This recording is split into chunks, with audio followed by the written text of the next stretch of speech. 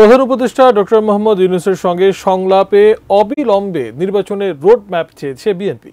জবাবে ডক্টর ইউনূস দলটির প্রতিনিধিদের আশ্বস্ত করেছেন নির্বাচন আয়োজনই সরকারের মূল কাজ। এদিকে জামায়াতও নির্বাচনী রোডম্যাপ চেয়েছে, কিন্তু তার আগে জোর দিচ্ছে সংস্কারের রোডম্যাপে। প্রধান উপদেষ্টার বাসভবন যমুনায় বেলা 2:30 থেকে রাত পর্যন্ত রাজনৈতিক দলগুলোর সঙ্গে বসেন ডক্টর ইউনূস। বিস্তারিত জানাচ্ছেন সাজিদা সুইটে। রাজনৈতিক দলগুলোর সঙ্গে প্রধান উপদেষ্টা ডক্টর মোহাম্মদ ইউনূসের তৃতীয় দফা সংলাপ শুরুতেই বিএনপি। বেলা 2:30 থেকে মহাসচিব মির্জা ফখরুল ইসলামের নেতৃত্বে দলটির 6 নীতি নির্ধারক টানা 1.5 ঘণ্টা বৈঠক করেন। সরকারের শুরুর দিকে সংস্কারের জন্য সময় দিতে চেয়েছে বিএনপি, কিন্তু ধীরে ধীরে মত বদলেছে।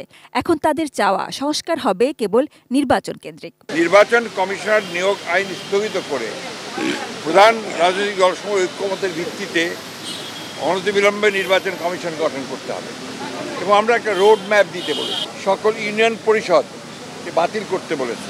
বিতর্কিত ব্যক্তিদের প্রশাসন ও সংস্কার কমিশনের কোথাও না রাখা এবং ডামি নির্বাচনে দায়ীদের সাজার দাবিও জানিয়েছে দলটি। বিচারপতি খায়রুল হক, যিনি আমরা মনে করি যে নির্বাচন ব্যবস্থাকে ধ্বংস করার জন্য মূল হোতা, তার বিরুদ্ধে আমরা আইনগত ব্যবস্থা নেওয়ার কথা বলেছি, রাষ্ট্রদ্রোহিতার অপরাধ। অন্তর্বর্তী সরকারের মধ্যেও 2-1 জন আছেন যারা অন্তর্বর্তী সরকার এবং আপনার যে গণঅভ্যুত্থানের বিপ্লবের যে মূল স্পিরিট সেটাকে ব্যাহত করছে, তাদেরকে স্মরণের কথা বলে।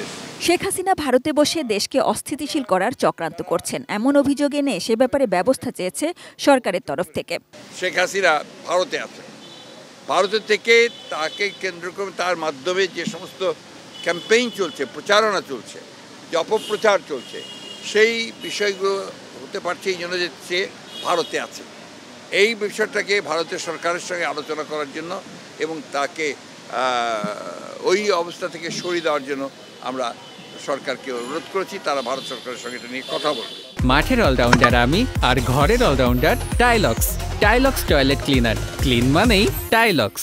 মির্জা ফখরুল জানান ডক্টর ইউনূসও বিএনপির দাবিগুলোর ব্যাপারে ইতিবাচক ছিলেন। ভাই, আমি এই মাস দিনকাল নিয়ে কথা বলি না। উনি আমাদেরকে যেটা বলেছেন যেটা আমাদের 1 নম্বর প্রায়োরিটি, নির্বাচন অনুষ্ঠান তাদের 1 নম্বর প্রায়োরিটি। অত্যন্ত সহৃদয়তার সঙ্গে তারা দেখছেন এবং তারা মনে করেন আমাদের দাবিগুলো হচ্ছে জনগণের দাবি, আমাদের দাবিগুলো তাদেরও দাবি।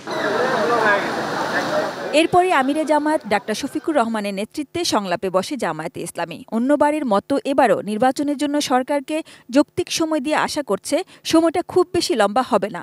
ডবল রোডম্যাপ চেয়েছে দলটি। একটা রোডম্যাপ হবে সংস্কারের, আর একটা রোডম্যাপ হবে নির্বাচনের। সংস্কারটা সফল হলেই নির্বাচনটা সফল হবে। এই জন্য 2টি বিষয়ের উপরে আমরা গুরুত্ব দিয়েছি, আর খুব অচিরেই এই বিষয়টা তারাও প্রকাশ করবেন, আমরাও প্রকাশ করব, এবং এটা খুব দেরি হবে না ইনশাআল্লাহ। এরপর একে একে গণতন্ত্র মঞ্চ এবং বাম গণতান্ত্রিক জোট সংলাপে যোগ দিয়ে নির্বাচনে তাগিদ দিয়েছে সরকারকে। যতটুকুতে আমরা একমত হতে পারবো সেই একমতের ভিত্তিতে আমরা সংস্কার করব এবং এই প্রক্রিয়া আমরা নির্বাচনের দিকে যাব। এরপর প্রধান উপদেষ্টার সঙ্গে বৈঠকে বসে ইসলামী আন্দোলন বাংলাদেশ ও খেলাফত মজলিস। নির্বাচনে ভোটের আনুপাতিক হারে প্রতিনিধিত্ব চেয়েছে চরমোনাই পীরের ইসলামী আন্দোলন।